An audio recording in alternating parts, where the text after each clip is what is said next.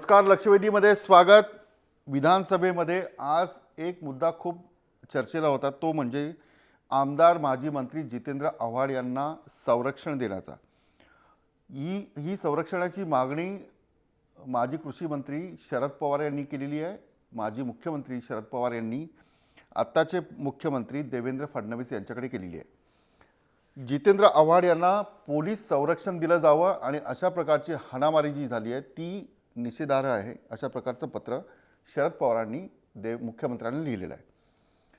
मुळात हा वाद जो सुरू झाला आहे, बाबासाहेब पुरंदरे यांना महाराष्ट्र भूषण पुरस्कार देण्यावरून सुरू झालेला वाद आता हाणामारीपर्यंत पोहोचलेला आहे. विधानसभेतही त्याचे पडसाद उमटलेले आहेत. माजी केंद्रीय कृषी मंत्री यांच्याकडून पत्र दिलं जात आहे. अशा प्रकारचं हा वाद सुरू असताना मी चर्चा करतोय की हा जो मुद्दा आहे तो चर्चेने सोडवता येतोय काय. याचं कारण असं आहे की जितेंद्र आव्हाड सांगलीमध्ये असताना एका व्याख्यानाला गेलेले असताना शिवप्रतिष्ठानच्या कार्यकर्त्यांनी त्यांना मारहाण केली, त्यांची सभा उधळण्याचा प्रयत्न केला. जितेंद्र आव्हाड यांचं भाषण उधळून लावलं. जितेंद्र आव्हाड यांनी आक्षेपार्ह विधान केलं असा तो आरोप होता आणि त्यावरून ही हाणामारी झाली. एकूणच राज्यात कायद्याचं राज्य आहे का, कायदा पाळला जातोय का? जर विधानसभेच्या आमदारांवर अशा प्रकारची परिस्थिती येणार असेल तर आपली अभिव्यक्ती सामान्य माणसांनी व्यक्त करताना काय सामोरं जावं लागेल, काय अडचणींना सामोरं जावं लागेल, अशा प्रकारची ही चर्चा. या चर्चेत सहभागी होणार आहेत प्रकाश गजभिये, आमदार राष्ट्रवादी काँग्रेसचे, थोड्याच वेळात या चर्चेत सहभागी होत आहेत. डॉक्टर अभिराम दीक्षित, इतिहास अभ्यासक, अंधेरी स्टुडिओतून या चर्चेत सहभागी होत आहेत. संदीप प्रधान, ज्येष्ठ पत्रकार, मंत्रालय कव्हर करणारे ज्येष्ठ पत्रकार या चर्चेत सहभागी होत आहेत. अनिल गोटे, भाजपचे आमदार या चर्चेत सहभागी होत आहेत. शांताराम कुंजीर, संभाजी ब्रिगेडचे नेते, उपाध्यक्ष या चर्चेत सहभागी होणार आहेत. या सर्वांशी चर्चा करण्याआधी एक छोटा रिपोर्ट पाहूया. बाबासाहेब पुरंदरे यांना महाराष्ट्र भूषण पुरस्कार जाहीर झाला आणि राज्यात एका मोठ्या वादाला तोंड फुटलं.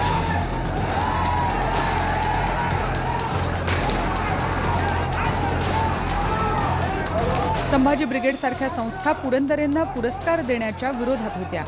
आव्हाडांनीही तोच सूर आळवल्यानं त्यांच्या विरोधाला धार चढली.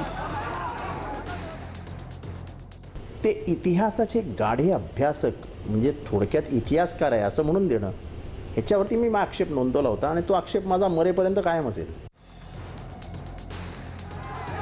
एखाद्या कृतीला जसा पाठिंबा मिळतो तसा विरोधही असतो. आव्हाडांचा विरोध असणं यात काही वावगं नव्हतं, पण हा विरोध एका क्षणी खासगी पातळीवर गेला. पुरंदरे साहेबांच्या घरी जायचं असेल तसा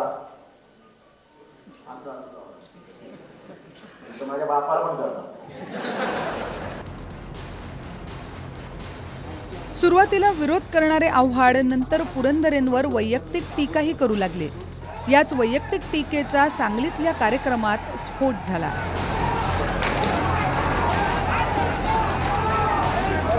मुळात हा मुद्दा वैचारिक असताना दोन विचारसरणीच्या लोकांमध्ये हाणामारी झाली. जितेंद्र आव्हाडांना धमकीची पत्र आली. पोलीस संरक्षण मागण्याची वेळ आव्हाडांवर आली. जितेंद्र आव्हाडांना या ठिकाणी धोका असल्यामुळे त्यांना त्वरित संरक्षण द्यावं, सरकारने ते संरक्षण देण्याचं, महाराष्ट्राभर फिरण्याचं संरक्षण द्यावं. दुसरी गोष्ट म्हणजे महाराष्ट्र भूषण हा राज्यातला सर्वोच्च नागरी पुरस्कार असताना सरकारनंही तो देताना कोणताही वाद होणार नाही याची खबरदारी घेतली नाही. शिवाय या मुद्द्यावर हस्तक्षेप किंवा शंकांचं निरसन करण्याचा प्रयत्नही केला नाही. एवढं सगळं महाभारत सुरू असताना सरकार तोंड बंद ठेवून बसलंय. सरकार असंच हातावर हात ठेवून बसलं तर या पुरस्कारावरून सुरू झालेल्या महाभारताचा आणखी एक अंक येईल यात शंकाच नाही. दीपक चव्हाणसह ब्युरो रिपोर्ट, जय महाराष्ट्र.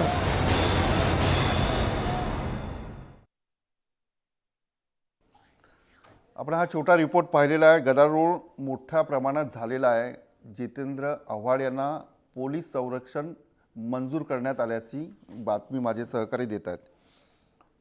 मी सर्वात आधी प्रकाश गजभिये यांच्याकडे जातो. गजभिये साहेब, तुम्ही आमदार असून तुम्हाला जर संरक्षण पाहिजे असेल तर हे म्हणजे सामान्य माणूस जो आहे त्यांनी काय करायचं? त्यांना जर धमक्या आल्या, त्यांना संरक्षण मिळत नाही, आमदार आहात म्हणून तुम्हाला संरक्षण दिलं जातं आहे, काय आक्षेप आहे? म्हणजे शिवप्रतिष्ठानच्या कार्यकर्त्यांनी जो ते धुडगूस घातला, काय नेमकं काय झालं होतं सांगा. निश्चितच तुम्हाला सांगावंसं वाटेल की आव्हाडांची सुरक्षा त्या ठिकाणी काढून घेण्यात आली या राज्यामध्ये. तर ती काढून घ्यायला नको होती आणि त्याच्यानंतर मग त्यांची सुरक्षा नसताना असा हा प्रकार झाला. आणि आमच्या पक्षाचे नेते, बहुजन समाजाचे नेते जितेंद्र आव्हाड हे आपलं रोखठोक प्रतिपादन करत असतात आणि सत्य प्रतिपादन करत असतात.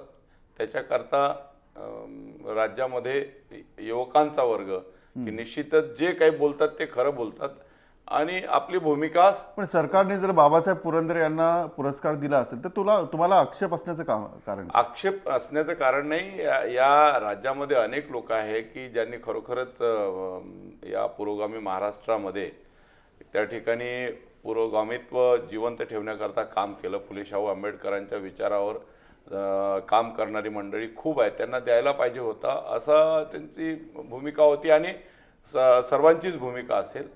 आणि त्यांनी त्या ठिकाणी सांगलीला काही असं काही फार वेगळं काही म्हटलेलं नव्हतं. त्या ठिकाणी त्यांनी म्हटलं की सांगलीच्या या परिसरामध्ये अनेक मातब्बर नेते होऊन गेले जे म्हणजे धर्मनिरपेक्षतेचं वादळ घेऊन चालले आणि ते मोठे नेते, त्याच्यामध्ये क्रांतिसिंह नाना पाटील असो, क्रांतीवीर. पण तुम्ही असं म्हटलात की ते भिडे गुरुजी, भिडे मास्तर आणि दंगल भिडे पाटील असो, गजबे साहेब, जितेंद्र आव्हाड असं म्हटले की भिडे गुरुजींनी तिथे दंगल पेटवली. हे तुम्हाला बोलणं आवश्यक होतं का तिथे? नाही, आता ते त्यांनी रोखठोक भूमिका ठेवली त्या ठिकाणी आणि त्यांचं म्हणणं असं नव्हतं तिथे की या लोकांच्या याच्यामध्ये कसे काय मग जी बी लाड असो किंवा राजाराम बापू पाटील असो किंवा वसंतदादा पाटील असो की क्रांतीवीर नागनाथ अण्णा नायकवाडी सारखे माणसं त्या ठिकाणी जन्माला आले त्या भूमीमध्ये, इथे कसं काय त्या ठिकाणी या विचारसरणीच्या विरोधात जाणारा माणूस कसा निवडून आला, एवढी त्यांची भूमिका होती. त्याच्यामध्ये फार काही आणि आम्ही त्याच्यावर कायम आहो. आणि आता आव्हाडाने असं म्हटलं, अनिल गोटे तुम्ही मागणी केली आहे की जितेंद्र आव्हाड जे म्हणतात त्याची चौकशी केली पाहिजे. काय तुमच्यापर्यंत काय माहिती आली? आता गजबे तर म्हणतात की असं काय आक्षेप घेण्यासारखं काही आव्हाड बोलले नाही. नाही, गजबे का माहित नसेल काय. मी तुम्हाला त्यातलं आलेलं जे वृत्त आहे हा तिथल्या वर्तमानपत्रांमध्ये सर्वच काय ते वाचून दाखवतो. वर्तमानपत्र गजबी तुम्हाला संधी देतो मी. थांबा, गोटे साहेब बोला. हॅलो. हा, त्यामध्ये काय म्हटलंय महत्वाचं वाक्य लक्षात घ्या की सर्वच नेत्यांनी काय या परिषदेत सर्वच वक्त्यांनी बाबासाहेब पुरंदरे यांच्यासह लोकमान्य टिळक, महात्मा गांधी, विनायक दामोदर सावरकर या दिवंगत नेत्यांसह माजी पंतप्रधान अटल बिहारी वाजपेयी, गानसम्राज्ञी लता मंगेशकर, आशा भोसले, क्रिकेटपटू सचिन तेंडुलकर ते ज्येष्ठ पत्रकार कुमार केतकर या संपूर्ण ब्राह्मण समाजावर अत्यंत प्रक्षोभक शब्दात टीका केली. अट्टल दारूबाज व रंगेल गाणकोकिळा नव्हे तर ही घाणकोकिळा आहे. स्वातंत्र्यवीर नव्हे माफीवीर आहे. करबुबड्या सचिन तेंडुलकर अशा नामांकित व्यक्तींची संभावना केली. हॅलो. हा बोला गोटे साहेब बोला. महाराष्ट्र ऐकतोय, बोला.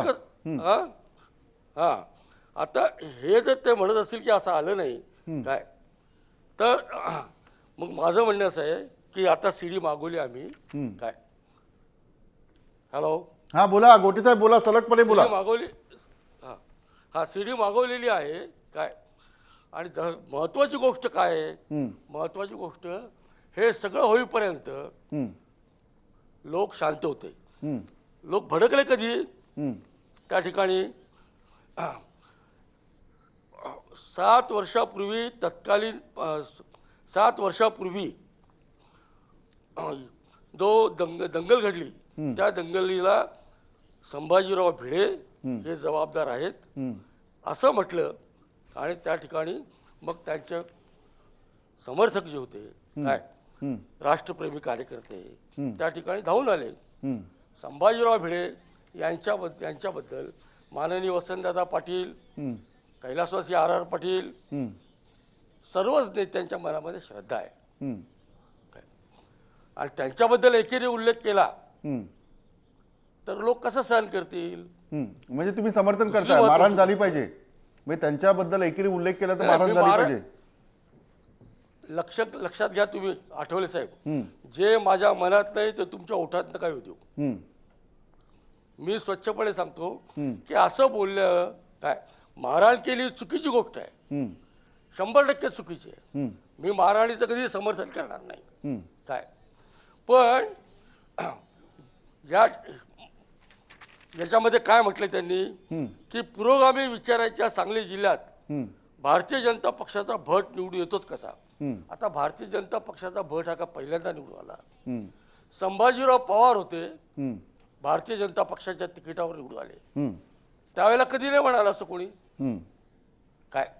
हा जातीयवादी विचार नाही तर काय विचार आहे. म्हणजे चला, म्हणजे जितेंद्र आव्हाड जे बोलले ते जातीयवादी विचार आहेत असं तुमचं म्हणणं आहे? अक्षरशः जातीयवादी विचार आहे. आणि माझं बाबासाहेब स्पष्ट मत आहे, आंबेडकरांना म्हणूनच जन्म घ्यावा लागला, नाहीतर जन्म घ्यावा लागला नसता. फुले शाहू आंबेडकरांचेच विचार या महाराष्ट्राला वाचू शकतात, हे आपण विसरायला नको. आणि आम्हाला सांगायला नको आपल्या सर्टिफिकेटची गरज नाही आम्हाला. निश्चितच त्या ठीक आहे, ठिकाणी जे आम्ही गजबी थांबा, चळवळीतले गजबी थांबा. कार्यकर्ते नाही, आहोत, गजबी थांबा. आम्ही कोणाचे नाही, दलाल नाही, नाही. गजबे आणि साहेब. निश्चितच आम्हाला गजबे साहेब. जितेंद्र आव्हाडाला हे अहो, कोणाचं गजबे साहेब. सर्टिफिकेट नको. तो एक प्रत्येक तुम्ही वेळेस त्या बाबासाहेब ठिकाणी आंबेडकर जहाल आणि जेवढे मावळ वाचले गट नसतील- राहिला. जहाल गटाला मवाळ गटाची भूमिका पटत नव्हती या देशामध्ये, आणि मवाळ गटाला जहाल गटाची नव्हती पटत. आता या चला ठिकाणी ठीक आहे, नाही ठीक राज्यामध्ये आहे, आपण नाही बघितलं गजबी आहे थांबा, नाही गजबी थांबा, एक मिनिट थांबा ऐका. थांबा, गजबी थांबा. गजबे साहेब, नाही गजबे साहेब. नाही, या गोटे ठिकाणी साहेब, सरदार नाही, वल्लभभाई गोटे साहेब, पटेल गोटे होते, साहेब, महात्मा गजबी गांधी थांबा, गजबी थांबा. गोटे साहेब, तुम्ही- गोटे साहेब, हे सगळे जे प्रकरण आहे, हे सगळं प्रकरण बाबासाहेब पुरंदरे यांना पुरस्कार देण्यावरून निर्माण झालेलं आहे. आता सरकार एकदा लोकांनी बहुमताने निवडून दिल्यानंतर सरकारने निर्णय घेतला तर तो लोकांना बाध्य आहे मानण्यासाठी, त्याची अंमलबजावणी करण्यासाठी. पुरंदरेंना दिला गेलेला पुरस्कार तुम्हाला योग्य वाटतो का सांगा? मला 100% योग्य वाटतो. याचं कारण हा पुरस्कार देण्याचं प्रथा ही मनोहर जोशी साहेब मुख्यमंत्री झाल्यानंतर आली. गेली 20 वर्ष हा दिला जातोय काय. याच्या आधी ज्याला दिला त्याच्याबद्दल कोणी काय हरकत नाही घेतली. बाबासाहेब पुरंदरेंबद्दल हरकत घ्यायचं काय कारण?